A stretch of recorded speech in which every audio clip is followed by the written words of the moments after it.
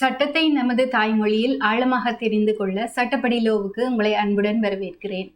இன்றைய பாடத்தில் நாம் ரோம சட்டம் என்ற பாடத்தின் அத்தியாயம் 1 ரோம சட்டத்திற்கு அறிமுகம் இன்ட்ரடக்ஷன் டு ரோமன் லோ பற்றி நாங்கள் பார்க்க இருக்கிறோம். இந்த அத்தியாயத்தின் உள்ளடக்கத்தில் ரோம சட்டத்தின் வரலாற்று பின்னணி மற்றும் அதன் வளர்ச்சி கட்டங்களை 4 முக்கிய தலைப்புகளின் கீழ் பார்க்க இருக்கிறோம். முதலாவது ரோம சட்டத்தின் அறிமுகம், இரண்டாவது ரோம சட்டத்தின் வரலாற்று பின்னணி. இந்த வரலாற்று பின்னணியின் கீழ் 12 பட்டயங்கள் உருவாக்கப்படுவதற்கு முந்தைய காலம் மற்றும் இந்த 12 பட்டயங்கள் உருவாக்கப்பட்டதிலிருந்து கிறிஸ்துவுக்கு முன் 31ஆம் நூற்றாண்டில் ஆகஸ்டஸ் ஆட்சியின் கீழ் ரோம பேரரசு நிறுவப்படும் வரையிலான காலம் ஆகிய ஆரம்ப கால சட்ட வளர்ச்சி பற்றி பார்க்க இருக்கிறோம். மூன்றாவதாக சட்ட அறிஞர்களின் பங்களிப்பால் ரோம சட்டம் சிறப்பாக வளர்ச்சியடைந்த பாரம்பரிய காலம் கிளாசிக்கல் பீரியட் பற்றி பார்ப்போம். நான்காவது மற்றும் இறுதியாக பேரரசர் ஜஸ்டினியன் ஆட்சியின் கீழ் ரோம சட்டங்கள் தொகுக்கப்பட்டு குறியீடாக்கப்பட்ட காலம் பற்றி, அதாவது கோடிஃபிகேஷன் காலம் பற்றி விரிவாக பார்க்க இருக்கிறோம். முதலாவது நாங்கள் ரோம சட்டத்திற்கான அறிமுகம் பற்றி பார்ப்போம். மரபு வழி குறிப்புகளின்படி ரோம் நகரம் கிறிஸ்துவுக்கு முன் 753ஆம் ஆண்டில் நிறுவப்பட்டது என கூறப்படுகிறது. அதற்கு பின்னான 27 நூற்றாண்டுகளில் ரோம சட்டம் 2 நிலைகளில் வளர்ந்தது. முதலில் ரோம் நகரின் சட்டமாக, பின்னர் முழு ரோம பேரரசின் சட்ட அமைப்பாக, அதாவது அதன் தொடக்க காலத்தில் அது ரோம் நகரத்தின் சட்டமாகவும் பின்னாளில் முழு ரோம பேரரசின் சட்டமாகவும் அது இருந்தது. ரோம சட்டம் வெறும் சட்ட விதிகள் அல்ல, அது ரோமர்களின் சிந்தனையின் மிகச் சிறந்த மற்றும் தனிப்பட்ட படைப்பு. அறிவியல், தத்துவம் போன்ற பிற அறிவுத் துறைகளில் ரோமர்கள் கிரேக்கர்களின் மாணவர்கள், அதாவது பிற துறைகளில் ரோமர்கள் கிரேக்கர்களிடமிருந்து கற்றுக்கொண்டிருந்தாலும் சட்டத்துறையில் அவர்களே ஆசான்கள், அதாவது சட்டத்துறையில் அவர்கள் தனித்துவமான பங்களிப்பை செய்திருந்தனர்.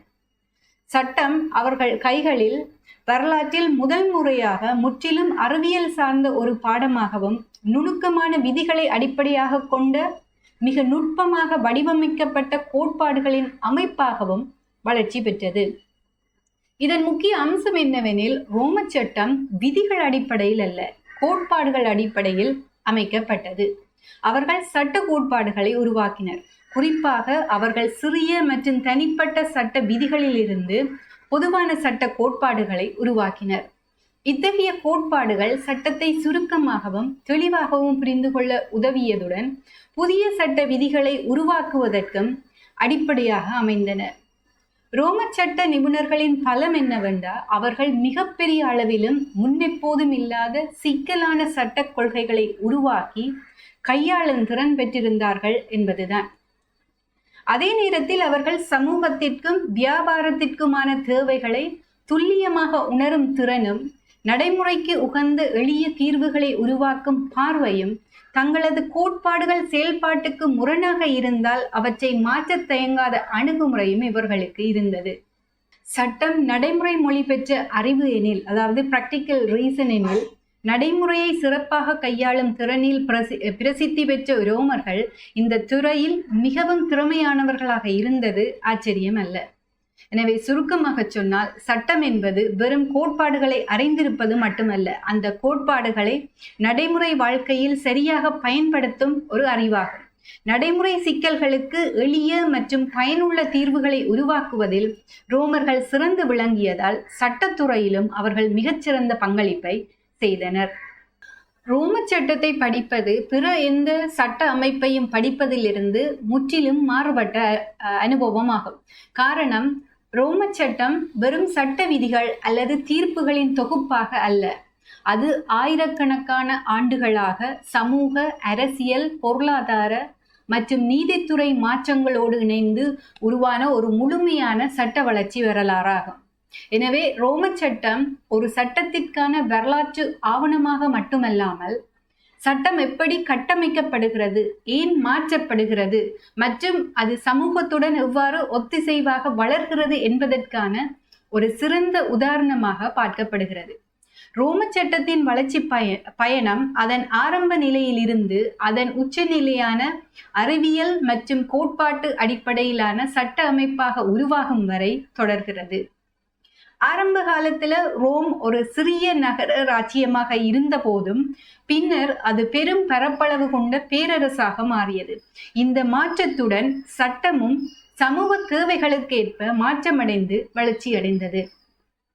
எனவே ரோம சட்டத்தை படிப்பதென்பது வெறும் சட்டத்தை புரிந்து கொள்வதல்ல, மாறாக சட்டமும் சமூகமும் ஒன்றுக்கொன்று எப்படி பாதிப்பை ஏற்படுத்துகின்றன என்பதையும் புரிந்து கொள்வதாகும்.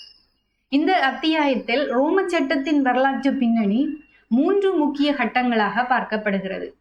இந்த கட்டங்கள் அதன் சட்ட வளர்ச்சியில் கருத்தியல் ரீதியான மாற்றங்கள் மற்றும் புதிய சட்ட அமைப்புகள் உருவாக்கிய சிறப்பு காலங்களின் அடிப்படையில் பிரிக்கப்பட்டுள்ளன.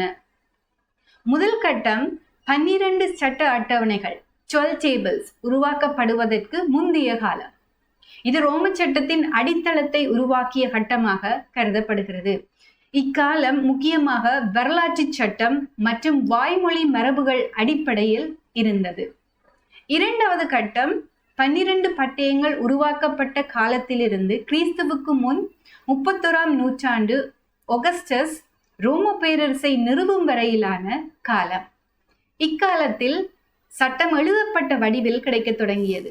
மேலும் குடியரசு ரிபப்ளிக் அரசியல் அமைப்பு சட்ட வளர்ச்சிக்கு முக்கிய பங்காற்றியது. மூன்றாவது கட்டம் ரோம சட்டத்தின் பாரம்பரிய காலம் கிளாசிக்கல் பீரியட். இது ரோம சட்டத்தின் மிக உயர்ந்த அறிவியல் மற்றும் நடைமுறை வளர்ச்சி காலமாக காணப்படுகிறது. இக்காலத்தில் சட்ட நிபுணர்கள் கோட்பாடுகளை உருவாக்கி நடைமுறை சட்டத்தையும் கோட்பாடுகளையும் இணைத்து ஒரு அடித்தளமான சட்ட அமைப்பை உருவாக்கினர். அதனால் ரோம சட்டத்தை புரிந்து கொள்வது என்பது அதன் வரலாற்று கட்டங்கள், அதன் வளர்ச்சி மற்றும் அதன் சட்ட தத்துவ அடிப்படையை அறிந்து கொள்வதை உள்ளடக்குகிறது. இந்த சட்ட அமைப்பு இன்று பல நாட்டு அமைப்புகளின் அடித்தளமாகவும் தொடர்கிறது என்பது அதன் முக்கியத்துவத்தை நிரூபிக்கின்றது. ரோம சட்டத்தின் வரலாற்று பின்னணி. ரோம சட்டத்தின் வரலாறு கிறிஸ்துவுக்கு முன் 4ஆம் நூற்றாண்டிலிருந்து கிறிஸ்துவுக்கு பின் 6ஆம் நூற்றாண்டில் பேரரசர் ஜஸ்டினியன் ஆட்சி வரை தொடர்கிறது.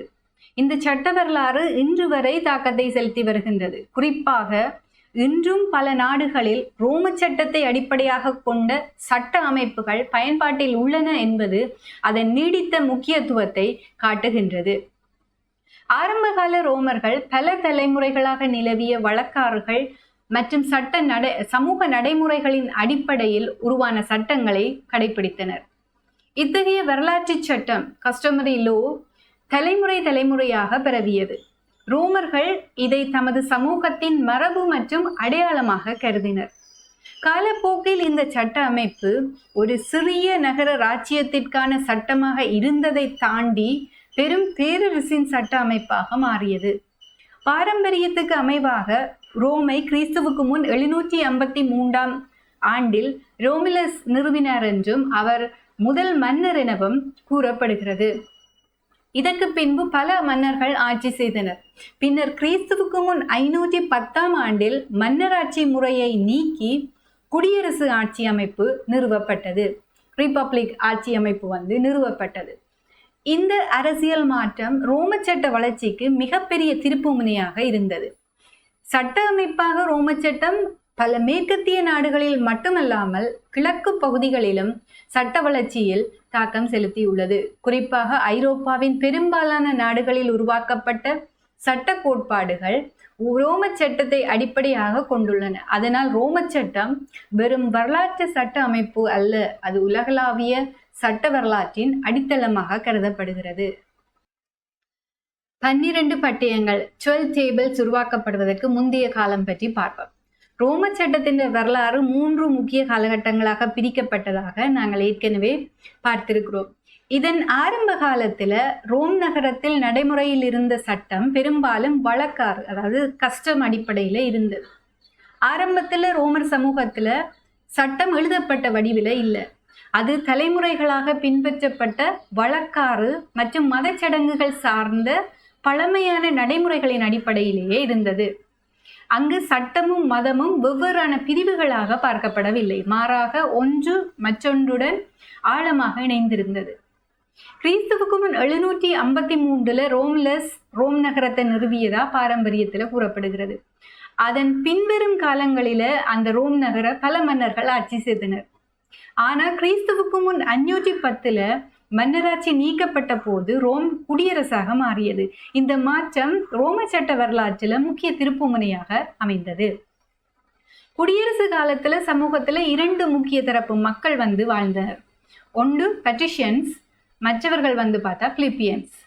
இந்த பட்ரிஷியன்ஸ் எனப்படுபவர்கள் உயர்ந்த பதவிகளுடனும் அரசியல் அதிகாரத்துடனும் இருந்தனர். ஆனா பிலிப்பியன்ஸ் அரசியல் மற்றும் சமூக உரிமைகளில் பின்னுக்கு தள்ளப்பட்டனர். அவர்கள் நீதியை கண்டறிவதில் இந்த பட்ரிஷியன்ஸ்களையே நம்ப வேண்டிய நிலை இருந்ததால சட்டம் சரியான முறையில பயன்படுத்தப்படவில்லை என்பதை இந்த பிலிப்பியன்ஸ் உணர்ந்தனர். இதன் காரணமாக எழுத்துப்பூர்வமான சட்டம் உருவாக்கப்பட வேண்டும் என்றும் இந்த கொன்சல்ஸ் அதிகாரத்தை கட்டுப்படுத்த வேண்டும் என்றும் இந்த பிலிப்பியன்ஸ் கோரிக்கை விடுத்தனர். இந்த கொன்சல்ஸ் எனப்படுபவர்கள் யார் என்று நாங்கள் பார்ப்போம். அதாவது இந்த கொன்சல்ஸ் எனப்படுபவர்கள் பழங்கால ரோமின் மிக உயர்ந்த அரசியல் மற்றும் இராணுவ தலைவர்களாக இருந்தவர்கள். இந்த கொன்சல்ஸ் ரோம படைகளின் தலைவர்களாகவும் போர்களை நடத்தி வந்தனர். அத்துடன் செனட் சபையை கூட்டவும் நாட்டின் சட்டங்களை நடைமுறைப்படுத்தவும் அவர்கள் தலைமை தாங்கினார்கள். மேலும் பரந்த நிர்வாக, நீதி மற்றும் சட்டமன்ற அதிகாரங்களையும் இந்த கொன்சல்ஸ் கொண்டிருந்தனர். அன்றைய ரோமில் இந்த பட்ரிஷியன்ஸ்கள் எனப்படும் குடியரசு உயர் சாதியினர் மூலமே சட்டம் நிர்வகிக்கப்பட்டது. இதனால பிலிப்பியன்ஸ் ரோம் சமூகத்தின் உயர்ந்த பதவிகளில் இருந்து விலக்களிக்கப்பட்டிருந்ததுடன் அவர்கள் பல்வேறு அரசியல் மற்றும் சமூக வரையறைகளுக்கும் அதாவது தடைகளுக்கு உட்பட்டிருந்தனர். எனவே இந்த கொன்சல்ஸ்களின் அதிகாரங்களை கட்டுப்படுத்தவும் எழுத்து வடிவிலான சட்டங்களை உருவாக்கவும் பிலிப்பியன்ஸ் கோரிக்கை விடுத்தனர். இந்த சமூக மற்றும் அரசியல் அழுத்தங்களின் விளைவாக டிசெம்ப்ரி எனப்படும் 10 பேர் கொண்ட ஆணையம் நியமிக்கப்பட்டது. இவர்களின் பணியாக அன்றைய காலத்தில் காணப்பட்ட சட்ட வரலாறுகளை ஆய்வு செய்தல் மற்றும் புதிதாக எழுதப்பட்ட சட்ட கோட்பாடுகளை உருவாக்கும் செயலாக இருந்தது. அதன் விளைவாக அவர்கள் 10 பட்டயங்கள் எனப்படும் முதல் எழுத்துப்பூர்வமான ரோம சட்ட தொகுப்பை உருவாக்கினர். இவை பின்னர் கொமிஷியா சென்சுரியாட்டா எனப்படும் ரோம படைத்துறை சபையால் அங்கீகரிக்கப்பட்டன. இந்த சபைக்கு போர், சமாதான அறிவிப்பு, உயர்ந்த பதவிகளுக்கு அதிகாரிகளை தெரிவு செய்வது மற்றும் மரண தண்டனை தொடர்பான மேன்முறையீடுகளை விசாரிப்பது போன்ற முக்கிய அதிகாரங்கள் காணப்பட்டன. இந்த 10 பட்டயங்கள் பின்னர் 2 பட்டயங்கள் சேர்க்கப்பட்டு விரிவாக்கப்பட்டன. மேலும் இந்த சட்டம் ரோம சட்டத்தின் அடித்தளமாக கருதப்பட்டது. கிறிஸ்துவுக்கு முன் 451 உருவாக்கப்பட்ட இந்த சட்டங்கள் பெரும்பாலும் லத்தீன் வழக்காறு மற்றும் கிரேக்க சட்ட கொள்கைகள் ஆகியவற்றின் கலவையாக இருந்தன. இது ரோம் பிற நாகரிகங்களின் சட்ட அறிவை பெற்றுக்கொண்டு தன் பாணிக்கேற்ப சட்ட அமைப்பை உருவாக்கியதற்கான சிறந்த எடுத்துக்காட்டாகும். பல நூற்றாண்டுகள் கழித்து இந்த 12 பட்டயங்கள் ரோம சட்டத்தின் அடிப்படை ஆதாரமாக தொடர்ந்தது. அதன் பின் பேரரசு விரிந்த போதும் அரசியலமைப்பு மாறினாலும் 12 பட்டயங்களில் குறிக்கப்பட்ட சட்ட சிந்தனை மற்றும் கோட்பாடுகள் ரோமின் சட்ட தளத்தில் நிலைத்திருந்தன. 12 பட்டயங்கள் உருவாக்கப்பட்டதிலிருந்து கிறிஸ்துவுக்கு முன் 31ஆம் ஆண்டு ஒகஸ்டஸ் ஆட்சியில் ரோம பேரரசு நிறுவப்படும் வரையிலான காலம். 12 பட்டயங்கள் உருவாக்கப்பட்ட பின் ரோம சட்டத்தில் முக்கியமான மாற்றம் ஏற்பட்டது. இந்த காலத்துல ரோமிய சட்ட நடைமுறைகள் முழுமையாக 12 பட்டயங்கள் அல்லது அவற்றின் விளக்கங்களின் அடிப்படையிலேயே அமைந்திருந்தன. இது ரோம சட்டத்தை நிலையான எழுத்துப்பூர்வமான சட்டமாக மாற்றி சட்ட நிர்வாகத்தில் ஒரு கட்டமைப்பு மற்றும் ஒழுங்கை உருவாக்கியது. இந்த காலத்தில் சட்டம் ரோம குடிமக்களுக்கு மட்டும் பயன்படுத்தப்பட்டது. அதாவது வெளிநாட்டவர்கள் அல்லது ரோம பொதுமக்கள் அல்லாதவர்கள் இதன் சட்ட பாதுகாப்பை பெற முடியாது. இந்த வரம்புகள் அதாவது லிமிடேஷன்ஸ் ரோம சட்டத்தை பிற சமூக குழுக்களிலிருந்து தனித்துவப்படுத்தியது மற்றும் சட்டத்தின் பயன்பாட்டை சுற்றியுள்ள ஒரு தெளிவான வரம்பை உருவாக்கியது. இந்த சட்ட அமைப்பின் முக்கிய அம்சம் என்னென்றா அது மிகுந்த கட்டுப்பாடுகளுடன் கூடிய நெகிழ்வற்ற தன்மை கொண்டதாக இருந்தது. அதாவது சட்ட நடைமுறைகளில் பயன்படுத்தப்படும் மொழி, வடிவம், சடங்குகள் மற்றும் செயல்முறைகள் அனைத்தும் துல்லியமாக பின்பற்றப்பட வேண்டும் என்பதே அதன் அடிப்படை நிபந்தனை. எந்த ஒரு தவறு ஏற்பட்டாலும் ஈவன் ஸ்மால் டெக்னிக்கல் மிஸ்டேக் வழக்கு நிராகரிக்கப்படும். இது சட்டத்தை ஒரு சடங்கு சார்ந்த தொழில்நுட்ப அமைப்பாக மாற்றியது. அதனால் சட்டத்தின் உண்மையான நோக்கத்தை விட நடைமுறைகளை சரியாக பின்பற்றுவது முக்கியமாக பார்க்கப்பட்டது. இவ்வாறு 12 பட்டயங்களுக்கு பிறகு உருவான ரோம சட்ட அமைப்பு எழுத்துப்பூர்வமான சட்டத்தை அடிப்படையாக கொண்ட கட்டுப்பாடு மிகுந்த மற்றும் நடைமுறைக்கு முக்கியத்துவம் அளிக்கும் ஒரு சட்ட அமைப்பாக இருந்தது. இந்த கட்டுப்பாடான சட்ட நடைமுறைகள் பின்னர் ரோம சட்டத்தின் மேம்பாட்டுக்கும் அதன் மாற்றங்களுக்கும் அடித்தளமாக அமைந்தன. 12 பட்டயங்களின் உள்ளடக்கம் பற்றி பார்ப்போம். இந்த ஸ்லைட்ஸில் 12 பட்டயங்கள் உள்ளடக்கிய முக்கியமான சட்ட பகுதிகள் சுருக்கமாக காட்டப்படுகின்றன. பட்டயம் 1 மற்றும் 2 நீதிமன்ற நடைமுறை, விசாரணைகள் மற்றும் திருட்டு சட்டம் தொடர்பான விடயங்களை உள்ளடக்கியன. பட்டயம் 3 கடன் தொடர்பான சட்டங்களையும், பட்டயம் 4 பேட்டர் ஃபேமிலிஸ் எனப்படும் தாதையின் குடும்பத்தின் மீதான அதிகாரங்களையும் குறிப்பிடுகின்றது. பட்டயம் 5 சட்டப்பூர்வ காவல் மற்றும் வாரிசு உரிமை சட்டங்கள் தொடர்பானவை. பட்டயம் 6 மற்றும் 7 முறையே சொத்து பெறுதல், உடைமை உரிமை, நில உரிமைகள் மற்றும் அவற்றுடன் தொடர்புடைய குற்றங்கள் பற்றி கூறுகின்றன. பட்டயம் 8 காயம், சேதம் மற்றும் டோர்ட்ஸ் அண்ட் டிலிட்ஸ் எனப்படும் சட்ட பொறுப்புகள் தொடர்பான விதிகளை உள்ளடக்கியது. பட்டயம் 9 பொது சட்டம் பற்றியும், பட்டயம் 10 மதம் மற்றும் புனித சட்டங்கள் பற்றியும் குறிப்பிடுகின்றன. இறுதியாக பட்டயம் 11 மற்றும் 12 கூடுதல் விதிமுறைகளை உள்ளடக்கியதாக அமைந்துள்ளன. எனவே இந்த 12 பட்டயங்கள் நீதிமன்ற நடைமுறை, கடன், குடும்பம், பாதுகாவல், பரம்பரை, சொத்து, குற்றம், பொதுச்சட்டம் மற்றும் மதம் போன்ற பல முக்கியமான சட்ட பகுதிகளை உள்ளடக்கிய ஒரு முக்கியமான ஆரம்பகால ரோம சட்ட தொகுப்பாக காணப்படுகின்றன. 12 பட்டயங்கள் உருவாக்கப்பட்ட பின் ரோம சட்டம் படிப்படியாக ஒரு சிக்கலான மற்றும் முன்னேற்றமடைந்த சட்ட அமைப்பாக வளரத் தொடங்கியது. இந்த வளர்ச்சியை புரிந்து கொள்ள இந்த காலத்தை பற்றி தெரிந்து கொள்வது மிக அவசியமானது. இந்த காலத்தில் முக்கிய சட்ட முன்னேற்றங்களில் ஒன்றாக மேஜிஸ்ட்ரேட்ஸ், குறிப்பாக பிரேட்டர்ஸ் ஆற்றிய பங்கு முக்கியமானதாக கருதப்படுகிறது. அவர்கள் நீதி நடத்தையை நிர்வகித்ததுடன் நடைமுறை சட்டத்தை திருத்தி மாற்றுவதிலும் முக்கிய பங்கு வகித்தனர். இவர்களின் சட்ட பங்களிப்புகள் ரோம சட்டத்தை நிலையான எழுதப்பட்ட சட்டத்திலிருந்து நெகிழ்வான மற்றும் சமூக மாற்றங்களுக்கேற்ப வடிவமைக்கப்பட்ட சட்டமாக மாற்ற உதவின. இந்த காலத்தின் முக்கியமான மற்றொரு முன்னேற்றம் ஐயுஎஸ் ஜென்டியம் எனப்படும் சட்டத்தின் உருவாக்கமாகும். இந்த ஐயுஎஸ் ஜென்டியம் என்பது ரோம குடிமக்கள் மற்றும் ரோம பொதுமக்கள் அல்லாதவர்களுக்கும், அதாவது பெரக்கிர்னி, ரோம குடிமக்கள் அல்லாத பெரக்கிர்னி எனப்படுபவர்களுக்கும் சமமாக பொருந்தக்கூடிய பொது சட்டமாகும். ஆரம்பத்தில் ரோம சமூகத்தில் சட்டத்தின் முதன்மை ஆதாரங்களாக வழக்காறு மற்றும் 12 பட்டயங்கள் இருந்தன. இந்த நேரத்தில் ரோம் நகரத்தில் பெரக்கிர்னி எனப்படும் வெளிநாட்டவர்கள் அதிகரித்ததால் பல சட்ட சிக்கல்கள் உருவானது. காரணம், ஆரம்பத்தில் சட்டத்தின் பயன்பாடு பெரும்பாலும் ரோம குடிமக்களுக்கு, ரோமன் சிட்டிசன்ஸுக்கு மட்டுமே வரையறுக்கப்பட்டிருந்தது. இந்த பெரக்கிர்னி எனப்படும் வெளிநாட்டவர்கள் அந்த சட்ட பாதுகாப்பில் முழுமையாக சேர்க்கப்படவில்லை. இதனுடன் ஐயுஎஸ் சிவிலே என்பது குறிப்பாக ரோம குடிமக்களுக்கு மட்டுமே பொருந்திய முக்கியமான சிவில் சட்டமாகவும் அந்த காலப்பகுதியில் இருந்தது. அந்த காலத்தில் நிலவிய ஐயுஎஸ் சிவிலே, அதாவது சிவில் சட்டம் என்பது ரோம குடிமக்களுக்கான தனிப்பட்ட உரிமையாக கருதப்பட்டது. எனவே பெரக்கிர்னி எனப்படும் இந்த வெளிநாட்டவர்கள் சட்ட ரீதியான பாதுகாப்பை பெற முடியாத நிலை இருந்தது. இதனால் ரோம குடிமக்களும் பெரக்கிர்னிகளும் தொடர்புடைய வழக்குகளை தீர்ப்பது கடினமாக இருந்தது.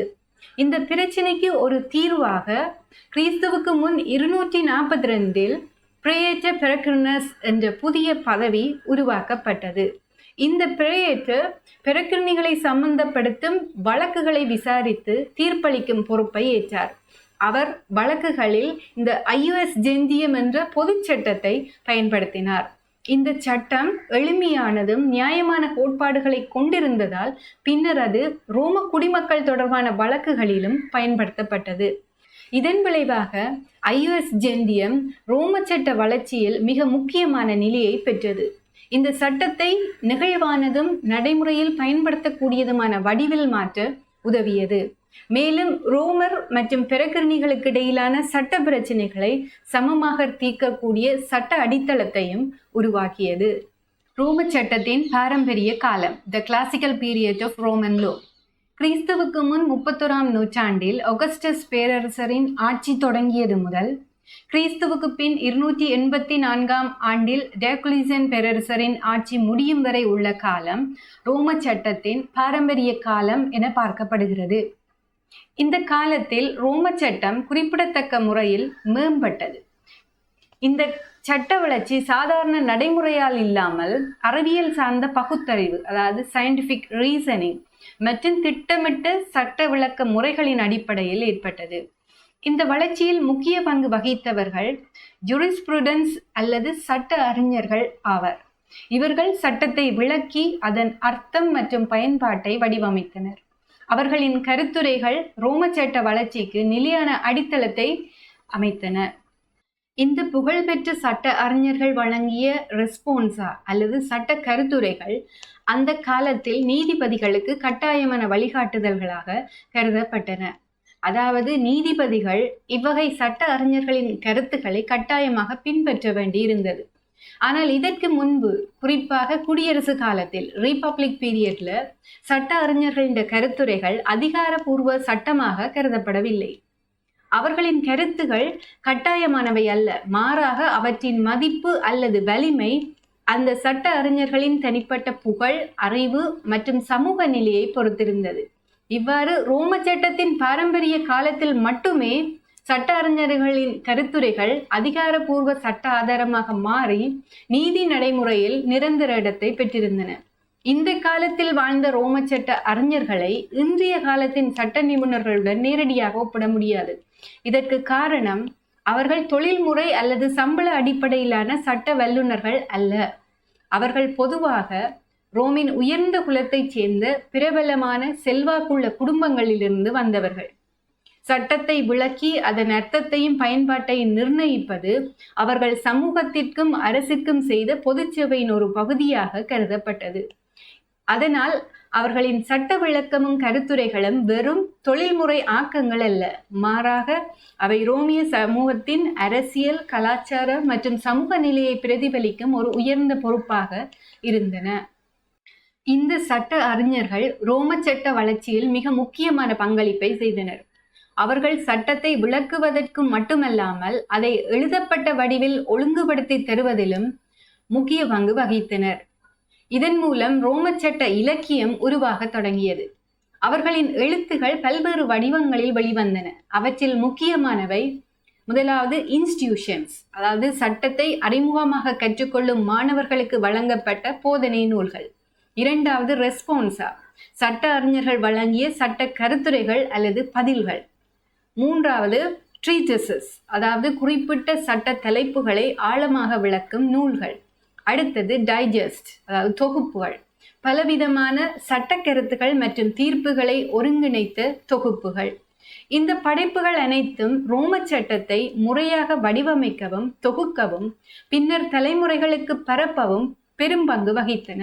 மேலும் இந்நூல்கள் பின்னர் உருவான ஐரோப்பிய சட்ட அமைப்புகளுக்கும் அடித்தளமாக, அறிவு பெருக்கமாக அமைந்தன. இந்த காலத்தில், குறிப்பாக பேரரசர் ஹேட்ரியன் ஆட்சியின் கீழ் ரோமின் தனிப்பட்ட சட்டத்தில் மிக முக்கியமான சீர்திருத்தங்கள் மேற்கொள்ளப்பட்டன. இந்த சீர்திருத்தங்கள் ரோம சட்டத்தின் நடைமுறையை ஒரு சீராகவும் தெளிவாகவும் மாற்றுவதில் பெரும் பங்கு வகித்தன. இந்த சீர்திருத்தங்களில் குறிப்பிடத்தக்க 2 முக்கிய சாதனைகள் உள்ளன. முதலாவது, ஐயுஎஸ் ரெஸ்பாண்டண்டி எனப்படும் முறையின் மூலம் சட்ட அறிஞர்களின் கருத்துரைகளுக்கு அரசு அங்கீகாரம் வழங்கப்பட்டது. இதனால் முன்னர் தனிப்பட்ட கருத்து நிலையாக இருந்த சட்ட அறிஞர்கள் வழங்கிய கருத்துரைகள் அல்லது பதில்கள் சட்டத்திற்குள் அதிகாரபூர்வ நிலையை பெற்றன. இது நீதிபதிகளுக்கு தெளிவான வழிகாட்டுதல்களை வழங்கி சட்ட நடைமுறையின் ஒருமைப்பாட்டை வலுப்படுத்தியது. இரண்டாவது முக்கிய பங்களிப்பாக பேரரசர் ஹேட்ரியன் அறிவுறுத்தலின் கீழ் சட்ட அறிஞர் சால்வியஸ் ஜூலியனஸ் மேற்கொண்ட சட்ட தொகுப்பு பணியாகும். அவர் பல பிரேட்டர் முன்பு வெளியிட்டிருந்த சட்ட அறிவிப்புகள் சிதறி கிடந்த நிலையில் இருந்ததை கவனித்து அவற்றை ஒருங்கிணைத்தார். இதன் மூலம் எடிக்டம் பெர்ஃபெக்டம் எனப்படும் நிரந்தரமான மற்றும் ஒழுங்கமைக்கப்பட்ட அல்லது ஒழுங்கு செய்யப்பட்ட சட்ட வடிவமைப்பு உருவாக்கப்பட்டது. இந்த இரண்டு சீர்திருத்தங்களும், அதாவது ஐயுஎஸ் ரெஸ்பாண்டன்டி மற்றும் எடிக்டம் பெர்ஃபெக்டம், இந்த இரண்டும் ரோம சட்ட வளர்ச்சியில் மிகப்பெரிய திருப்பு முனையாக அமைந்தன. இவை பின்னர் உருவான கிளாசிக்கல் ஜூரிஸ்ப்ரூடன்ஸ் மற்றும் பிற்காலத்தில் ஹோப்பஸ் ஜூரிஸ் சிவிலிஸ் உருவாவதற்கான வலுவான அடித்தளத்தை அமைத்தன. இது பின்னர் ஐரோப்பிய சட்ட வரலாற்றில் முக்கிய பங்குகள் வகித்தன. மேற்கூறிய சட்ட தொகுப்பு மற்றும் ஒழுங்குபடுத்தும் பணிகள் அனைத்தும் சால்வியஸ் ஜூலியனஸ் என்பவரால் மேற்கொள்ளப்பட்டன. அவர் பிரேட்டர் பதவியேற்ற போது வெளியிடப்படும் சட்ட அறிவிப்புகளை திருத்தவும் தொகுக்கவும் அதிகாரம் பெற்றிருந்தார். இந்த ஒருங்கிணைந்த மற்றும் இறுதி வடிவமைப்பான சட்ட தொகுப்பு எடிக்டம் பெர்ஃபெக்டம் என பெயரிடப்பட்டது. இது ரோமில் சட்ட நடைமுறைகளை ஒரே மாதிரியாக்கி சட்டத்தில் முன்னறிவிப்பு மற்றும் நிலைத்தன்மையை வழங்கியது. சால்வியஸ் ஜூலியனஸின் இந்த பங்களிப்பு அடுத்த நூற்றாண்டில் உருவான ரோமின் பாரம்பரிய சட்டவியல், அதாவது கிளாசிக்கல் ஜூரிஸ்ப்ரூடன்ஸ் வளர்ச்சிக்கான முக்கிய அடித்தளமாக அமைந்தது. இது சட்ட அறிவியல், தர்க்கம் மற்றும் நடைமுறை வாழ்க்கையில் சட்டத்தை பயன்படுத்தும் திறனை மேம்படுத்தியது. பின்னர் இந்த ஒருங்கிணைந்த மற்றும் முறையான சட்ட அமைப்பு ஜஸ்டினியன் ஆட்சி காலத்தில் உருவான ஹோப்பஸ் ஜூரிஸ் சிவிலிஸ் எனப்படும் பெரும் சட்ட தொகுப்பிற்கான அடிப்படையாக மாறியது. இந்த ஹோப்பஸ் ஜூரிஸ் சிவிலிஸ் என்பது ரோம சட்டத்தின் மிக முக்கியமான தொகுப்பாகும். இது பின்னர் நவீன ஐரோப்பிய சட்ட அமைப்புகளின் வளர்ச்சிக்கும், குறிப்பாக சிவில் சட்ட முறைமை, அதாவது சிவில் லோ சிஸ்டம் உருவாகவும் பெருந்தாக்கத்தை ஏற்படுத்தியது. இதனால் சால்வியஸ் ஜூலியனஸ் மற்றும் எடிக்டம் பெர்ஃபெக்டம் ரோம சட்ட வரலாற்றில் உலக சட்ட மரபிலும் நீடித்த முக்கியத்துவம் பெற்றதாக கருதப்படுகின்றன. ஜஸ்டினியன் குறியீட்டாக்கம் ரோம சட்ட வரலாற்றில் முக்கியமான மாற்றத்தை குறித்தது பேரரசர் டயோக்ளிசியன் ஆட்சி காலம். இந்த காலத்திலேயே சட்டங்களை குறியீட்டாக்கும், அதாவது கோடிஃபிகேஷன் முயற்சி தொடங்கப்பட்டது. இந்த சட்ட குறியீட்டாக்கம் பின்னர் ஜஸ்டினியன் பேரரசரின் ஆட்சியின் முடிவு வரை தொடர்ந்தது. இந்த காலகட்டத்தில் சட்டத்தில் மாற்றங்களை செய்வதற்கான ஒரே அதிகாரப்பூர்வ வழி பேரரசர் சட்ட நிர்ணயம், அதாவது இம்பீரியல் லெஜிஸ்லேஷன் மட்டுமே என நிர்ணயிக்கப்பட்டது. அதாவது சட்ட திருத்தங்கள் அல்லது புதிய சட்டங்கள் உருவாக்க பேரரசரின் ஆணை அல்லது சட்ட அறிவிப்பு கட்டாயமாக அமைந்தது. ஜஸ்டினியனுக்கு முன்பும் சில குறியீட்டாக்க முயற்சிகள் நடைபெற்றன. உதாரணமாக 12 பட்டயங்கள், சால்வியஸ் ஜூலியனஸ் உருவாக்கிய எடிக்டம் பெர்ஃபெக்டம். ஆனால் இவை முழுமையான மற்றும் சீராக அமைந்த சட்ட தொகுப்பாக பார்க்கப்படவில்லை.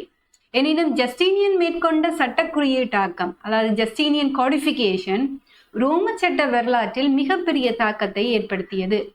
அவர் உருவாக்கிய ஹோப்பஸ் ஜூரிஸ் சிவிலிஸ், அதாவது ரோம சட்டத்தின் முழு தொகுப்பு, பின்னர் நவீன ஐரோப்பிய சட்ட அமைப்புகளின் அடித்தளமானது. இதனால் டயோக்ளிசியனின் ஆரம்பம் மற்றும் ஜஸ்டினியனின் நிறைவு இரண்டும் இணைந்து ரோம சட்டத்தை வரலாற்றின் மிகச் செம்மையான மற்றும் ஒழுங்கமைக்கப்பட்ட சட்ட வடிவமாக மாற்றின. பேரரசர் ஜஸ்டினியன் ஆட்சியின் கீழ் சட்ட குறியீட்டாக்க காலம் பற்றி பார்ப்போம். ரோம பேரரசானது கிழக்கு ரோம பேரரசு மற்றும் மேற்கு ரோம பேரரசு, அதாவது eastern Roman empire and western Roman empire என 2 பகுதிகளாக பிரிக்கப்பட்டு நிர்வகிக்கப்பட்டது.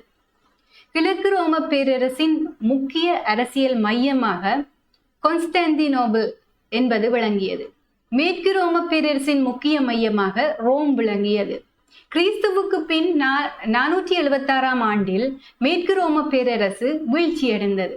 அதன் பின்னரும் கிழக்கு ரோம பேரரசு தொடர்ந்து நிலைத்திருந்தது. ஜஸ்டீனியன் கிறிஸ்துவுக்கு பின் 527ஆம் ஆண்டு கிழக்கு ரோம பேரரசரின் பேரரசராக ஆனபோது மேற்கு பகுதி ஏற்கனவே தனி அரசியல் நிலையை அடைந்திருந்தது. ஜஸ்டீனியன் முக்கிய நோக்கங்களில் ஒன்று முன்னர் மேற்கு பகுதியில் ரோமர்களிடமிருந்த சில பகுதிகளையும் மீண்டும் கைப்பற்றி பழைய ரோம பேரரசின் பெருமையை மீட்டெடுப்பது என்பதாகும். கிறிஸ்துவுக்கு பின் 527ஆம் ஆண்டில் 45 வயதில் ஜஸ்டீனியன் கிழக்கு ரோம பேரரசின் இணை ஆட்சியாளராக நியமிக்கப்பட்டார். அதே ஆண்டில் அவரது இணை ஆட்சியாளர் மரணமடைந்ததால் ஜஸ்டீனியன் முழு பேரரசரின் ஒரே அரசராக ஆனார். கிறிஸ்துவுக்கு பின் 527ஆம் ஆண்டு ஜஸ்டீனியன் பேரரசராக பொறுப்பேற்ற போது மேற்கு ரோம பேரரசு ஏற்கனவே வீழ்ச்சியடைந்திருந்தது. எனவே ஜஸ்டீனியனின் ஆட்சி காலம் கிழக்கு ரோம பேரரசரின் அரசியல் மற்றும் சட்ட வரலாற்றில் மிகவும் முக்கியமான காலமாக அமைந்தது. அவர் ஆட்சியில் அமர்ந்த போது ரோம சட்டம் மிகவும் குழப்பமான மற்றும் ஒருங்கிணைக்கப்படாத நிலையில் இருந்தது.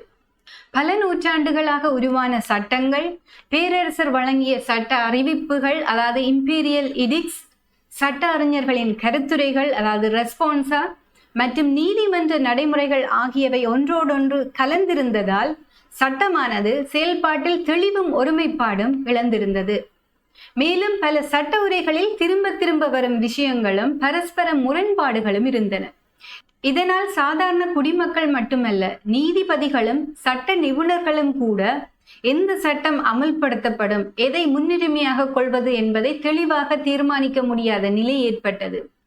ஜஸ்டீனியன் ரோம பேரரசு மிகப்பெரிய அளவில் விரிந்திருந்த காரணத்தால் ஒரே சட்டத்தை எல்லோருக்கும் சமமாக பயன்படுத்துவது மிகவும் அவசியம் என்பதை உணர்ந்தார். பல வருடங்களாக பயன்படுத்தப்பட்ட சட்டங்கள், பேரரசர் அறிவிப்புகள், நீதிமன்ற தீர்ப்புகள் மற்றும் சட்ட அறிஞர்களின் கருத்துகள் அனைத்தும் ஒரே வடிவில் இல்லாமல் இருந்ததால் சட்ட நிர்வாகம் செயல்படுவதில் குழப்பம் ஏற்பட்டது. இந்த குழப்பமான சூழ்நிலையை தீர்த்து சட்டத்தை தெளிவான மற்றும் ஒற்றுமைப்படுத்தப்பட்டதால் யூனிஃபார்ம் வடிவில் அமைத்தல் ஜஸ்டீனியன் முக்கிய நோக்கமாக இருந்தது. இதுவே பின்னர் ரோம சட்டத்தின் வரலாற்றில் மிகப்பெரிய சட்ட குறியீட்டாக்க முயற்சியாக மாறி உலக சட்ட வரலாற்றில் மிக முக்கியமான திருப்புமுனையாக அமைந்தது. ரோம சட்டத்தின் ஆரம்பகால ஆதாரங்கள். ஒருபுறம் 12 பட்டயங்கள் இயற்றப்பட்ட காலத்திலிருந்து தொடங்கி பல்வேறு வகையான எழுத்துச் சட்டங்கள் ஸ்டாட்யூட்ஸ் லோ நிலவின. இதில் முக்கியமானவை லீஜர்ஸ் அதாவது மக்களால் அங்கீகரிக்கப்பட்ட சட்டங்கள், இரண்டாவது பிளிபிசிட்டா அதாவது பிளிபியன்ஸ் கூட்டம் இயற்றிய சட்ட தீர்மானங்கள், அடுத்தது செனட்டஸ் கன்சல்டா அதாவது செனட்டின் சட்ட பரிந்துரைகள் அல்லது உத்தரவுகள், நான்காவது கான்ஸ்டிடியூஷன்ஸ் அதாவது பேரரசர்களின் சட்ட உத்தரவுகள். இவை அனைத்தும் ரோமின் அதிகாரப்பூர்வ எழுத்து பதிப்பு சட்டங்களாக மதிக்கப்பட்டன. மறுபுறம் சட்ட அமைப்பின் வளர்ச்சியில் சமமாக பயன்படுத்தப்பட்ட இன்னொரு ஆதாரமும் இருந்தது. அது குறிப்பாக பிரேட்டர்களின் அறிவிப்புகள் எடிக்ட்ஸ், குறிப்பாக எடிக்டம் பெர்ஃபெக்டம் மற்றும் சட்ட அறிஞர்களின் எழுத்துகள் அதாவது ஜூரிஸ்டிக் லிட்ரேச்சர். இந்த பிரேட்டர்கள் ஒவ்வொரு ஆண்டும் நீதிமுறைகளை வழிநடத்தும் விதிமுறைகளை அறிவித்தனர். பின்னர் அது ஒருங்கிணைந்த எடிக்டம் பெர்ஃபெக்டம் எனப்படும் நிரந்தரமான சட்ட நெறிமுறையாக மாற்றப்பட்டது. அதே சமயம் புகழ்பெற்ற சட்ட நிபுணர்கள் ஜூரிஸ்பிருடன்ஸ் அவர்கள் எழுதிய சட்ட கருத்துரைகள், ஆய்வுகள் மற்றும் தொகுப்புகள் சட்ட நடைமுறையில் முக்கிய தாக்கத்தை ஏற்படுத்தின. இவ்வாறு ரோம சட்டம் ஒரே மூலத்தில் இருந்து உருவாகவில்லை, மாறாக அது எழுத்து சட்டம், நிர்வாக அறிவிப்புகள் மற்றும் சட்ட அறிஞர்களின் அறிவு ஆகிய 3 முக்கிய ஆதாரங்களில் இணைப்பால் வளர்ந்த ஒரு விரிவான மற்றும் பல அடுக்குகளை கொண்ட சட்ட அமைப்பாக இருந்தது. ஹோப்பஸ் ஜூரிஸ் சிவிலிஸ் உருவாக்கம் பற்றி பார்ப்போம். அதாவது ரோம சட்டத்தின் முழு தொகுப்பு பற்றி பார்ப்போம். இந்த ஹோப்பஸ் ஜூரிஸ் சிவிலிஸ் என்பது ரோம சட்டத்தின் முழு உள்ளடக்கத்தையும் ஒருங்கிணைத்து தொகுத்த பெரும் சட்ட தொகுப்பாகும். இந்த தொகுப்பை உருவாக்கியவர் பேரரசர் ஜஸ்டீனியன். அவர் ரோம சட்டத்தில் இருந்த குழப்பத்தை நீக்கி அனைவரும் பயன்படுத்தக்கூடிய ஒரே மாதிரியான சட்ட அமைப்பை உருவாக்கும் நோக்கத்துடன் இந்த பணியை மேற்கொண்டார். இந்த ஹோப்பஸ் ஜூரிஸ் சிவிலிஸ் ஒரு தனி புத்தகம் அல்ல, மாறாக பல தொகுதிகளும் சட்ட கோட்பாடுகளும் அடங்கிய பெரும் சட்ட நூல் தொகுப்பாகும். இதில் உள்ள ஒவ்வொரு தொகுதியும் ரோமின் நீதிமுறை அமைப்பு வழக்குகள், சட்ட வரையறைகள் மற்றும் சட்ட விளக்கங்கள் போன்றவற்றை முறையாக குழுவாக்கி வழங்குகின்றன. இந்த சட்ட தொகுப்பில் பல பிரிவுகள் மற்றும் தொகுதிகள் அடங்கியிருந்தன. அவையாவன முன்பு உருவாக்கப்பட்ட சட்டங்களை ஒருங்கிணைத்தவை, சட்ட அறிஞர்கள் வழங்கிய கருத்துரைகள், நீதிமன்ற தீர்ப்புகள் மற்றும் சட்ட நடைமுறைகளில் பயன்படுத்தப்பட்ட வழிமுறைகள். கோர்பஸ் ஜூரிஸ் சிவிலிஸ் உருவாக்கம் ரோம சட்ட வரலாற்றில் முக்கிய திருப்புமுனையாக கருதப்படுகிறது. ஏனெனில் இது பின்னர் உருவான பல ஐரோப்பிய நாடுகளின் சிவில் சட்ட முறைமைக்கான அடித்தளமாக அமைந்தது. முதல் சட்ட தொகுப்பு கோடெக்ஸ் வீட்டஸ் கிறிஸ்துவுக்கு பின் 529 பற்றி பார்ப்போம். ரோம சட்ட குறியீட்டாக்க பணியின் முதல் முக்கிய கட்டமாக கோடெக்ஸ் வீட்டஸ் கிறிஸ்துவுக்கு பின் 529 உருவாக்கப்பட்டது. இந்த தொகுப்பு பேரரசர்களால் முன்பே வெளியிடப்பட்ட இம்பீரியல் கான்ஸ்டிடியூஷன்ஸ், அதாவது அரசாணைகள் மற்றும் சட்ட அறிவிப்புகள் அடங்கிய 12 நூல்கள் கொண்டதாக இருந்தது. இந்த பணியை மேற்கொண்ட சட்ட ஆணையருக்கு, அதாவது கமிஷனர்ஸுக்கு பேரரசர் ஜஸ்டீனியன் சிறப்பு அதிகாரங்களை வழங்கினர். அவர்களின் கடமைகள் வெறும் சட்டங்களை சேகரிப்பது மட்டுமல்ல, அதற்கு மேலாக தேவையற்ற அல்லது மறுபடியும் பெறும் சட்டங்களை நீக்குதல், ஒன்றுக்கொன்று முரண்படும் சட்டங்களை ஒப்பிட்டு ஒரே பொருள் மற்றும் நடைமுறைக்கு ஏற்ப திருத்துதல், சட்டங்களை தெளிவாக, ஒழுங்காக மற்றும் நடைமுறைக்கு ஏற்றவாறு அமைத்தல் ஆகிய பொறுப்புகள் இந்த கமிஷனர்ஸுக்கு வழங்கப்பட்டன. இவ்வாறு கோடெக்ஸ் வீட்டஸ் உருவாக்கம் ரோம சட்டத்தை ஒழுங்குபடுத்தும் முதல் கட்டமாக இருந்தது. மேலும் பின்னர் உருவான கோர்பஸ் ஜூரிஸ் சிவிலிஸ் எனப்படும் முழுமையான சட்ட தொகுப்பிற்கான அடித்தளமாகவும் அமைந்தது. இந்த கோடெக்ஸ் வீட்டஸ் என்ற சட்ட தொகுப்பு கிறிஸ்துவுக்கு பின் 529 ஆண்டில் முழுமையாக முடிக்கப்பட்டது. அதன் பின்னர் இந்த தொகுப்பிற்கு அதிகாரபூர்வமான சட்ட அங்கீகாரத்தை பேரரசர் ஜஸ்டீனியன் வழங்கினார். இந்த அதிகாரத்திற்கு பிறகு முன்னர் இருந்த அனைத்து பழைய அரசாணைகள், சட்ட அறிவிப்புகள் மற்றும் கான்ஸ்டிடியூஷன்ஸ் செல்லுபடியாகாதது என அறிவிக்கப்பட்டது. இதன் மூலம் கோடெக்ஸ் வீட்டஸ் மட்டுமே ரோம பேரரசில் அதிகாரபூர்வமான மற்றும் நடைமுறையில் பயன்படுத்தப்படும் ஒரே சட்ட தொகுப்பாக மாறியது. இதனால் சட்டமுறையில் இருந்த முரண்பாடுகள், பலமுறை மீண்டு வரும் விதிமுறைகள், பழைய மற்றும் பயன்பாடற்ற சட்டங்கள் என அனைத்தும் நீக்கப்பட்டன. இந்த நடவடிக்கை ரோம சட்டத்தை ஒருங்கிணைக்கவும் நடைமுறை சட்ட நிர்வாகத்தை எளிமைப்படுத்தவும் மிகவும் முக்கியமான வரலாற்று சாதனையாக கருதப்படுகிறது. இரண்டாவது டைஜஸ்ட் அல்லது பெண்டெக்ஸ் கிறிஸ்துவுக்கு பின் 533 ஆண்டில் உருவாக்கப்பட்டது. ரோம சட்ட குறியீட்டாக்கத்தில் அடுத்த முக்கிய கட்டமாக டைஜஸ்ட் அல்லது பெண்டெக்ஸ் உருவாக்கப்பட்டது. இது ரோம சட்டத்தில் மிக பெரும் மற்றும் முக்கியமான சட்ட தொகுப்புகளில் ஒன்றாக கருதப்படுகிறது.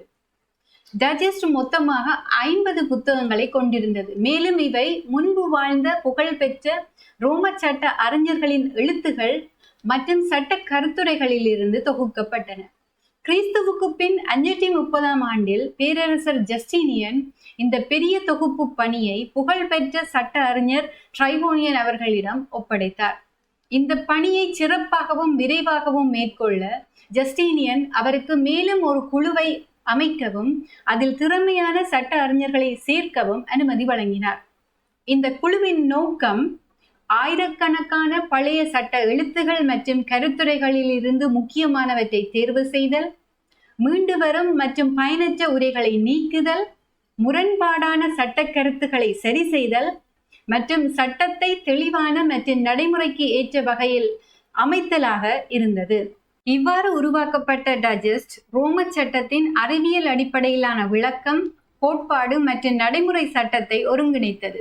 இதன் மூலம் சட்டத்தை புரிந்து கொள்ளும் மாணவர்கள் மட்டுமல்லாமல் நீதிபதிகளும் சட்ட நிபுணர்களும் அதை வழிகாட்டுதல்களாக பயன்படுத்த முடிந்தது. இந்த டைஜஸ்ட் உருவாக்கம் ரோம சட்ட வரலாற்றில் மிகப்பெரிய அறிவியல் சாதனையாக கருதப்படுகிறது மற்றும் பின்னர் உருவான யூரோப்பியன் சிவில் லோ இந்த தொகுப்பை அடிப்படையாக கொண்டது. டைஜஸ்ட் என்ற சட்ட தொகுப்பில் உள்ள ஒவ்வொரு நூலும் குறிப்பிட்ட சட்ட தலைப்புகளை உள்ளடக்கியதாக இருந்தது. மேலும் அந்த புத்தகங்கள் ஒவ்வொன்றும் தலைப்புகள், டைட்டில்ஸ் எனப்படும் பிரிவுகளாக பிரிக்கப்பட்டிருந்தன. இதனால் படிப்பதும் சட்டத்தை தேடி பயன்பாட்டில் கொண்டு வருவதும் எளிதாக இருந்தது. டைஜஸ்டில் உள்ள சட்ட கருத்துகள் மற்றும் உரைகள் அனைத்தும் 39 புகழ்பெற்ற ரோம சட்ட அறிஞர்களின் எழுத்துகளிலிருந்து தேர்ந்தெடுக்கப்பட்டவை. ஒவ்வொரு சட்ட மேற்கோள்களிலும் அது எவரின் எழுத்திலிருந்து எடுக்கப்பட்டது என்பதும் அந்த சட்ட அறிஞரின் நூலின் பெயரும் தெளிவாக குறிப்பிடப்பட்டிருந்தன. இவ்வாறு இந்த டைஜஸ்ட் ஆனது சட்டத்தின் மூல ஆசிரியர்களின் பெயர்களை சுட்டிக்காட்டியது, சட்ட அறிவு எதிலிருந்து வந்தது என்பதை வெளிப்படுத்தியது, சட்ட அறிஞர்களின் அறிவியல் பங்களிப்பை பாதுகாத்தது. இந்த முறையான அணுகுமுறையால் டைஜஸ்ட் ரோம சட்டத்தின் அறிவியல் அடித்தளத்தையும் வரலாற்று தொடர்ச்சியை நிலைநிறுத்திய ஒரு முக்கிய ஆவணமாக விளங்கியது. அடுத்து நாங்க பார்க்க போறது டைஜஸ்ட் தொகுப்பின் 3 முக்கிய பிரிவுகள். இந்த டைஜஸ்ட் தொகுப்பு உருவாக்கும் போது அதில் சேர்க்கப்பட்ட சட்ட சிறு பகுதிகள், அதாவது பிராக்மெண்ட்ஸ், 3 தனித்துவமான பிரிவுகளாக ஒழுங்குபடுத்தப்பட்டன. இந்த பணியை செயல்படுத்த ஜஸ்டீனியனின் ஆணைக்கிணங்க அமைக்கப்பட்ட ஆணையம் 3 துணைக்குழுக்களாக பிரிக்கப்பட்டது. ஒவ்வொரு துணைக்குழுவுக்கும் குறிப்பிட்ட சட்ட நூல்களை ஆய்வு செய்து தேர்வு செய்வதற்கான தனித்த பொறுப்புகள் வழங்கப்பட்டன. முதல் துணைக்குழு சபினஸ் எழுதிய முதன்மை சட்ட படைப்புகளையும் அதற்கான உல்பியன் வழங்கிய விளக்க கருத்துகளையும் ஆய்வு செய்தது. இந்த பெரிய மற்றும் முக்கியமான தொகுப்பு செவனியன் மேஸ் என அழைக்கப்பட்டது.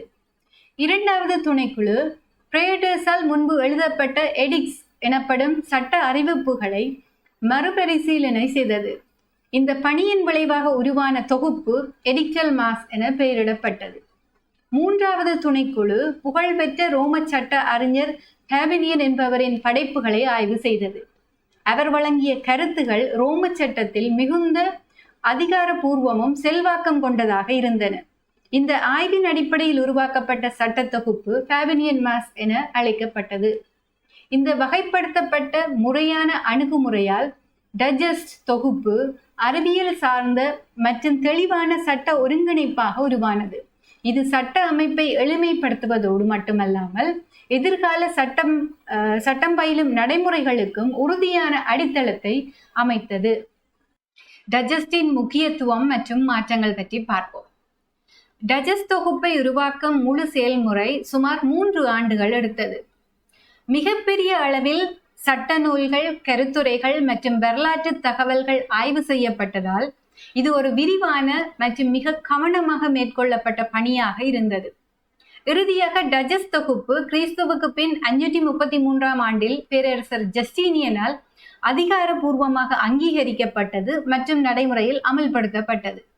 டைஜஸ்ட் ஜஸ்டீனியனின் சட்ட திட்டத்திற்கான மிக முக்கியமான சட்ட ஆவணம், அதாவது பிரைமரி அத்தாரிட்டி என கருதப்படுகிறது. ஏனெனில் இதில் இடம்பெற்றுள்ள சட்ட கருத்துரைகள் மற்றும் விளக்கங்கள் பழைய ரோம சட்டத்தை ஒரு அறிவியல் சார்ந்த ஒருங்கிணைக்கப்பட்ட மற்றும் தெளிவான சட்ட அமைப்பாக மாற்ற உதவியது. இந்த டைஜஸ்ட் வழங்கிய பங்களிப்பு குறிப்பாக கிளாசிக்கல் ரோமன் லோ எனப்படும் பாரம்பரிய ரோம சட்டத்தின் கருத்துகளானது நடைமுறை சட்ட வரையறைகள் மற்றும் லீகல் ரீசனிங் ஆகியவற்றை பாதுகாப்பதில் மிக முக்கியமானதாக இருந்தது. இதனால் டைஜஸ்ட் ஆனது சட்ட வரலாற்றில் ஒரு ஆவணமாக மட்டுமல்லாமல் எதிர்கால சிவில் சட்ட அமைப்புகளுக்கான தொடர்ச்சியான அறிவு ஆதாரமாகவும் திகழ்ந்தது. இதன் மூலம் டைஜஸ்ட் ஆனது ரோம சட்ட வரலாற்றில் மிக பெரும் சாதனையாக கருதப்படுவதோடு ஜஸ்டீனியனின் சட்ட குறியீட்டாக்க முயற்சியின் மைய புள்ளியாகவும் மதிக்கப்படுகிறது. இன்டர்போலேஷன்ஸ் பற்றி பார்ப்போம். டைஜஸ்ட் தொகுப்பை உருவாக்கியவர்களுக்கு உள்ளடக்கத்தை வெறும் சேகரிப்புக்கு மட்டுமல்லாமல் தேவையான இடங்களில் திருத்துதல், மாற்றுதல் மற்றும் புதுப்பித்தல் செய்வதற்கும் அதிகாரம் வழங்கப்பட்டது. இதன் காரணம் பல பழைய சட்ட எழுத்துகள் காலப்போக்கில் அதன் பயன்பாடு, சமூக அமைப்பு மற்றும் சட்ட நடைமுறைகளுக்கு ஏற்றதாக இல்லாமல் போனது.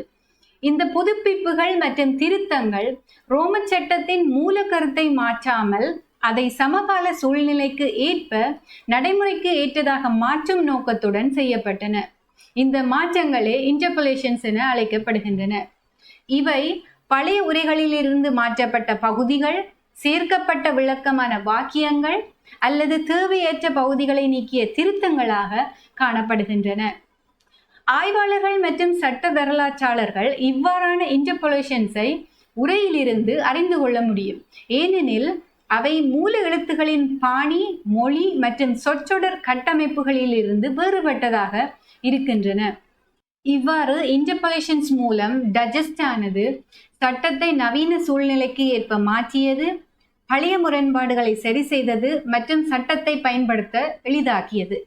இதனால் டைஜஸ்ட் ஆனது பழைய ரோம சட்டத்தை அப்படியே பாதுகாப்பதுடன் அவசியமான புதுப்பிப்புகளை செய்து நடைமுறைக்கு ஏற்ற முறையில் வழங்கிய ஒரு முக்கியமான சட்ட தொகுப்பாக கருதப்படுகிறது. 50 தீர்மானங்கள், தி 50 டிசிஷன்ஸ். டைஜஸ்ட் தொகுப்பு உருவாக்கப்பட்டு கொண்டிருந்த போது பல சட்ட விவாதங்கள் மற்றும் முரண்பாடான கருத்துகள் எழுந்தன. அவற்றில் சில விவகாரங்களுக்கு தெளிவான முன் சட்ட தீர்ப்புகள், அதாவது முற்றீர்ப்புகள் கிடைக்கவில்லை, அல்லது ரோம சட்ட அறிஞர்களின் கருத்துரைகள் ஒன்றுக்கொன்று முரண்பட்டிருந்தன. இந்த பிரச்சனைகளை தீர்க்கவும் டைஜஸ்ட் சட்ட தொகுப்பு எந்த சந்தேகமும் இல்லாமல் ஒரே சட்ட நெறியில் அமையவும் ஜஸ்டீனியன் தனிப்பட்ட சட்ட தீர்மானங்களை, கான்ஸ்டிடியூஷன்ஸை வெளியிட்டார். இத்தகைய அரசாணைகள் மொத்தத்தில் 50 இருந்ததால அவை தி 50 டிசிஷன்ஸ் என பெயரிடப்பட்டன.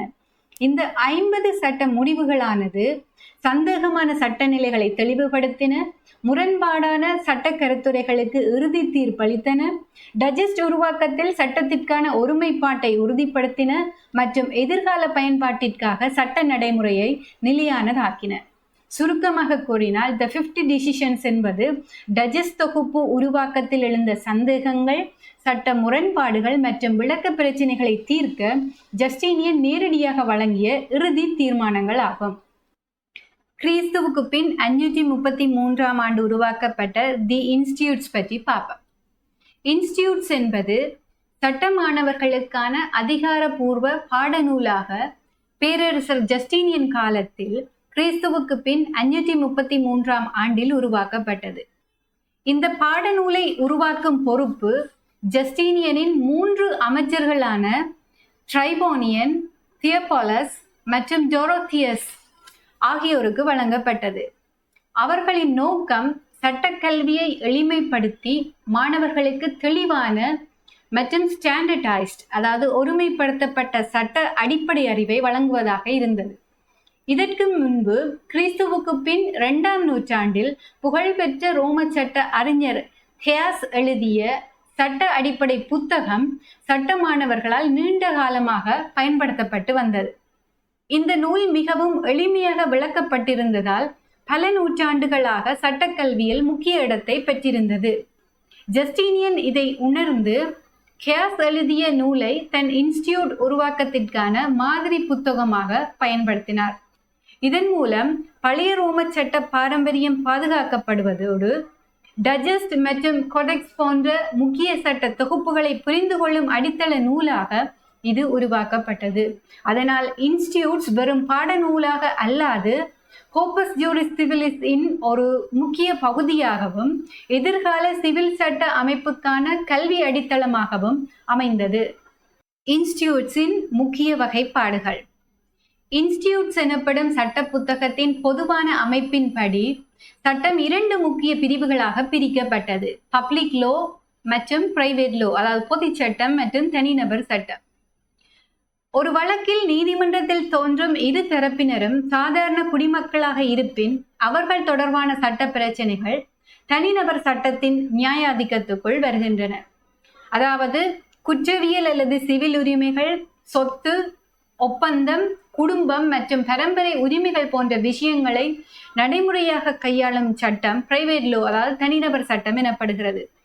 ஆனால் ஒரு வழக்கில் தரப்புகளில் ஒருவர் அரசு அல்லது அரசின் ஒரு அதிகார பிரிவு அல்லது அரசுக்கு சார்ந்த நிறுவனமாக இருந்தால் அத்தகைய வழக்கு பொது சட்டத்தின், அதாவது பப்ளிக் லோவின் நியாயாதிக்கத்துக்குள் வருகின்றது.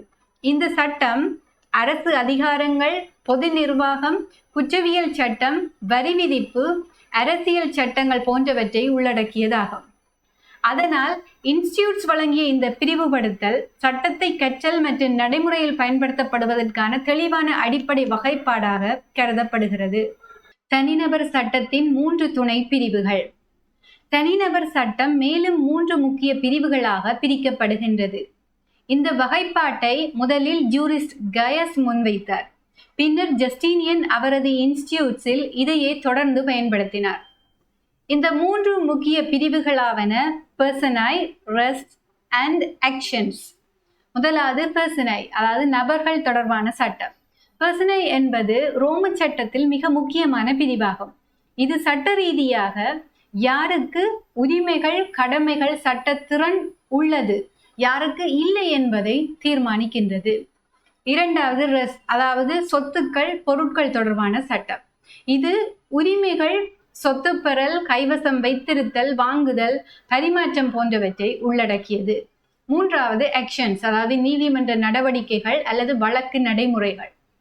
இப்பிரிவு தனிநபர் உரிமைகள் மீறப்பட்டால் நீதிமன்றம் எப்படி செயல்பட வேண்டும் என குறிப்பிடுகிறது.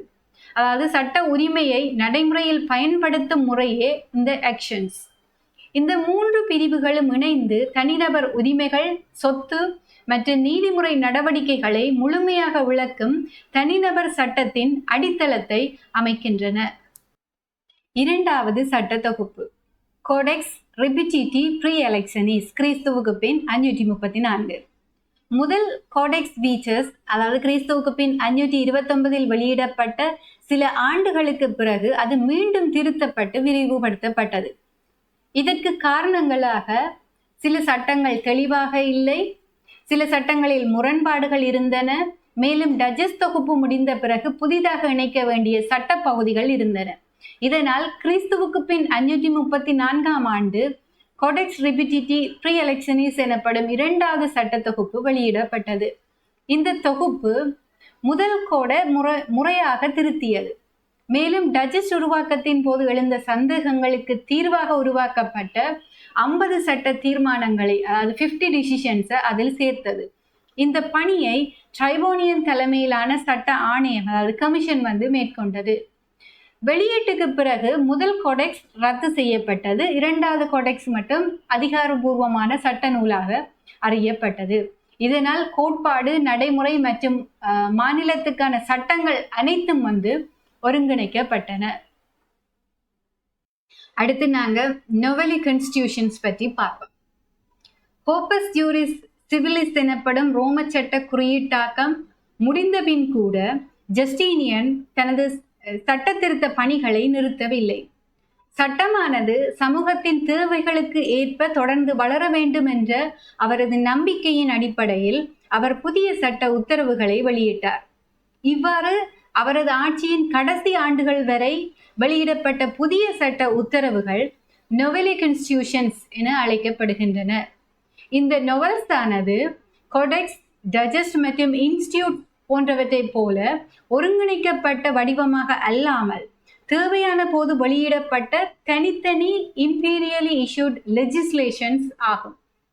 இவை பெரும்பாலும் 4 முக்கிய விடயங்களை உள்ளடக்கியவை. முதலாவது நிர்வாக திருத்தங்கள், இரண்டாவது திருமணம், பரம்பரை, பெண்களின் உரிமைகள் போன்ற குடும்ப சட்ட மாற்றங்கள், மூன்றாவது நீதிமன்ற நடைமுறை சீர்திருத்தங்கள், நான்காவது தேவாலய சட்டம் தொடர்பான மாற்றங்கள், அதாவது கனன் லோ தொடர்பான மாற்றங்கள் ஆகியவற்றை உள்ளடக்கியவை. ஜஸ்டீனியன் ஆட்சி காலத்தில் கிறிஸ்துவ மதத்தின் சமூக பாதிப்பு அதிகரித்ததால பல நோவல்ஸ் மத மற்றும் சிவில் சட்ட உறவுகளை ஒருமைப்படுத்தும் நோக்கத்தையும் கொண்டிருந்தன. இந்த நோவெலி கான்ஸ்டிடியூஷன்ஸ் ஒரு ஒருங்கிணைக்கப்பட்ட சட்ட புத்தகமாக ஜஸ்டீனியன் காலத்திலேயே வெளியிடப்படவில்லை. பின்னர் அவரது மரணத்திற்கு பிறகு பல சட்ட அறிஞர்களால் சேகரிக்கப்பட்டு தொகுக்கப்பட்டன. இதில் சில முக்கிய தொகுப்புகளாக 2 உள்ளன. முதலாவது எபிச்சோமி ஜூலியானி மற்றும் ஒதென்டிகம் ஆகியவை அடங்குகின்றன. நோவல்ஸ் ஆனது கோப்பஸ் ஜூரிஸ் சிவில்ஸின் 4வது மற்றும் இறுதி பகுதியாக கருதப்படுகிறது. இது ஜஸ்டீனியனின் சட்டப்பணியும் அவரது சட்ட கொள்கைகளும் தொடர்ந்து நடைமுறையில் செயல்பட்டதை காட்டும் வரலாற்று சான்றாக உள்ளது. இந்த ஸ்லைட்ஸில் பேரரசர் ஜஸ்டீனியன் ஆட்சியின் கீழ் உருவாக்கப்பட்ட முக்கியமான சட்ட தொகுப்புகள் சுருக்கமாக காட்டப்படுகின்றன. ரோம சட்ட வரலாற்றில் மிக முக்கியமான திருப்புமுனையாக கருதப்படுவது பேரரசர் ஜஸ்டீனியன் மேற்கொண்ட சட்ட குறியீட்டாக்க பணியாகும். பழைய ரோம சட்டம் பல நூற்றாண்டுகளாக வளர்ந்திருந்தாலும் அது பல்வேறு மூல ஆதாரங்களில் இருந்து வந்ததனால் குற்றவியல், நிர்வாக மற்றும் சிவில் சட்டங்களில் குழப்பம் மற்றும் முரண்பாடு மற்றும் நடைமுறை சிரமங்கள் உருவாகின. இந்த நிலையை நீக்கி ஒருங்கிணைந்த, தெளிவான மற்றும் நடைமுறைக்கேற்ற ஒரே சட்ட அமைப்பை உருவாக்கும் நோக்கத்தில் கோர்பஸ் ஜூரிஸ் சிவிலி எனப்படும் மிகப்பெரிய சட்ட தொகுப்பு உருவாக்கப்பட்டது. இந்த சட்ட தொகுப்பின் முதல் கட்டமாக கோடெக்ஸ் வீட்டஸ் கிறிஸ்துவுக்கு பின் 529ஆம் ஆண்டு உருவாக்கப்பட்டது.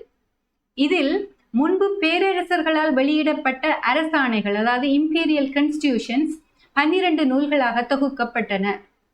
இதில் தேவையற்ற அல்லது முரண்பாடான சட்டங்கள் நீக்கப்பட்டதால் இது ஒரு சிறப்பான சட்ட ஒழுங்காக்க பணியின் தொடக்கம் என கருதப்படுகிறது.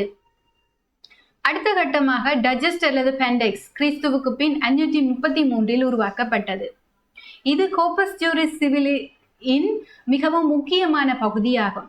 மொத்தம் 50 புத்தகங்களை கொண்ட இந்த தொகுப்பு 39 புகழ்பெற்ற ரோம சட்ட அறிஞர்களின் எழுத்துகளிலிருந்து தேர்ந்தெடுக்கப்பட்ட சட்ட கருத்துரைகள் மற்றும் சட்ட விளக்கங்களின் பெரிய தொகுப்பாகும்.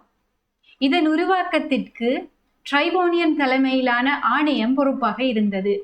இது பழைய ரோம சட்டத்திற்கான அறிவியல் அடித்தளத்தை உருவாக்கி எதிர்கால சிவில் சட்ட அமைப்புக்கு வழிகாட்டியாக அமைந்தது.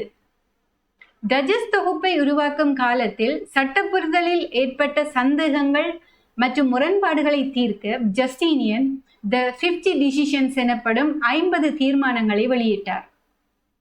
இவை டைஜஸ்டை நடைமுறையில் ஒருமைப்படுத்தவும் தெளிவுபடுத்தவும் முக்கிய பங்கு வகித்தன. அதே ஆண்டில் மாணவர்களுக்கான கல்வி நோக்கத்துடன் இன்ஸ்டிடியூட்ஸ், அதாவது கிறிஸ்துவுக்கு முன் 533இல் உருவாக்கப்பட்டது. இது கயஸ் என்ற சட்ட அறிஞரின் படைப்பை அடிப்படையாக கொண்டு ட்ரைபோனியன், தியோபலஸ் மற்றும் தோரோத்தியஸ் ஆகியோர் தொகுத்த ஒரு பாடநூலாகும். இதில் சட்டமானது பப்ளிக் லோ மற்றும் பிரைவேட் லோ என 2 முக்கிய பிரிவுகளாக பிரிக்கப்பட்டன. மேலும் பிரைவேட் லோ என்பது நபர், சொத்து மற்றும் நடவடிக்கை என 3 பகுதிகளாக வகைப்படுத்தப்பட்டது. இது மாணவர்களுக்கு சட்டத்தை எளிமையாக கற்பிக்க உதவிய ஒரு முக்கிய கல்வி கருவியாக இருந்தது. டைஜஸ்ட் மற்றும் மற்ற சட்ட பகுதிகள் முடிந்த பின் ஜஸ்டீனியன் முதல் சட்ட தொகுப்பை திருத்தி அதனை விரிவாக்கி கோடெக்ஸ் ரெபிடிட்டி ப்ரீஎலெக்ஷனிஸ் கிறிஸ்துவுக்கு பின் 534இல் 2வது மற்றும் இறுதி கோடெக்ஸாக வெளியிட்டார். இது முந்தைய கோடெக்ஸை மாற்றி அதிகாரபூர்வமாக நிலைநிறுத்தப்பட்டது. இறுதியாக கோர்பஸ் ஜூரிஸ் சிவிலிஸ் உருவாக்கப்பட்ட பிறகும் ஜஸ்டீனியன் சட்ட திருத்தங்களை தொடர்ந்தார். அவரது ஆட்சியின் கடைசி ஆண்டுகள் வரை வெளியிடப்பட்ட கான்ஸ்டிடியூஷன்ஸ் நொவலே கான்ஸ்டிடியூஷன்ஸ் என அழைக்கப்படுகின்றன. இவை திருமணம், பரம்பரை, பெண்களின் உரிமைகள் மற்றும் தேவாலய சட்டங்கள் போன்ற துறைகளில் முக்கியமான மாற்றங்களை கொண்டிருந்தன. இந்த அத்தியாயத்தின் சுருக்கத்தை பார்ப்போம். இந்த பகுதியில ரோம சட்டத்தின் வரலாற்றை அதன் ஆரம்ப நிலையான நகர ராச்சியம் என்ற சட்டத்தில் இருந்து ஒரு பேரரசு, அதாவது எம்பையர் சட்டமாக எப்படி மாற்றம் கண்டது என்பதை பார்த்தோம். ரோம சட்டம் வளர்ந்த ஒவ்வொரு கட்டத்திலும் ஏற்பட்ட சட்ட மாற்றங்கள், அரசியல் மாற்றங்கள் மற்றும் சமூக தேவைகள் அதன் வடிவமைப்பில் முக்கிய பங்கு வகித்தன. மேலும் 12 பட்டயங்கள், அதாவது 12 டேபிள்ஸ் காலத்தில் இருந்து பிரேட்டர் சட்டம், ஐயுஎஸ் ஜென்டியம் மற்றும் இறுதியில் பேரரசர் ஜஸ்டீனியன் மேற்கொண்ட சட்ட குறியீட்டாக்கம் வரை ஏற்பட்ட முக்கிய சாதனைகள் ரோம சட்ட வளர்ச்சியின் முக்கிய அடிப்படைகளாக இருந்தன. இந்த சட்ட மரபுகளின் தாக்கத்தால் ரோம சட்டம் வெறும் பழைய வரலாற்று சட்டமாக இல்லாமல் பின்னர் பல ஐரோப்பிய நாடுகளின் சிவில் லோ சிஸ்டத்தின் அடித்தளமாகவும் உலகளாவிய சட்ட வளர்ச்சிக்கு அடிப்படையாகவும் மாறியது. இந்த பிரசன்டேஷனின் இறுதி பகுதியில் இவ்வத்தியாயத்தை தயாரிக்க பயன்படுத்தப்பட்ட முக்கியமான நூல்கள், சட்டங்கள், வழக்கு தீர்ப்புகள், சட்ட அறிக்கைகள் மற்றும் பிற கல்வி ஆதாரங்கள் வழங்கப்பட்டுள்ளன. இத்துறையில் ஆழமான அறிவை பெற விரும்புபவர்கள் தங்களின் மேலதிக கற்றல் மற்றும் ஆய்வுகளுக்காக இந்த ரெஃபரன்ஸை பயன்படுத்தலாம். இந்த ரெஃபரன்ஸ் இப்பாடப்பகுதியை மேலும் தெளிவாகவும் ஆழமாகவும் புரிந்து கொள்ள மிகவும் பயனுள்ளதாக இருக்கு. இந்த பிரசன்டேஷன் ஆனது முழுமையாக கல்வி மற்றும் கற்றல் நோக்கத்திற்காக மட்டுமே தயாரிக்கப்பட்டுள்ளது. மாணவர்கள் மற்றும் சட்டத்தை கற்க விரும்புபவர்கள் சிக்கலான சட்ட கருத்துக்களை எளிவாக புரிந்து கொள்ளும் வகையில் விளக்கங்கள், மொழிபெயர்ப்புகள் மற்றும் சுருக்கங்கள் வழங்கப்பட்டுள்ளன. இந்த பிரசன்டேஷன்ல பயன்படுத்தப்பட்ட அனைத்து தகவல்களுக்கும் மூல ஆசிரியர்கள், வெளியீட்டாளர்கள் மற்றும் பதிப்புரிமையாளர்களுக்கு உரிய அங்கீகாரம் வழங்கப்பட்டுள்ளது. எனவே இந்த காணொளியின் நோக்கம் கல்வி சார்ந்த அறிவை பகிர்வதே அன்றி எந்த விதமான பதிப்புரிமை மீறலோ அல்ல என்பதை தெரிவித்துக் கொள்கிறேன். இந்த காணொளி உங்களுக்கு பயனுள்ளதாக இருந்தால் ஒரு லைக் பண்ணுங்க. சட்டம் படிக்கும் மற்றும் படிக்க விரும்பும் உங்கள் நண்பர்களுடனும் இந்த காணொளியை பகிர்ந்து கொள்ளுங்க. இது போன்ற சட்டம் தொடர்பான அத்தியாயங்களை தொடர்ந்து பெற சட்டப்படி லோ யூடியூப் சேனலை சப்ஸ்கிரைப் பண்ண மறக்காதீங்க. அடுத்த அத்தியாயத்தில் இன்னும் ஒரு புதிய சட்ட தலைப்புடன் மீண்டும் சந்திப்போம். தொடர்ந்தும் சட்டத்தை தாய்மொழியில் ஆழமாக கேட்போம். நன்றி, வணக்கம்.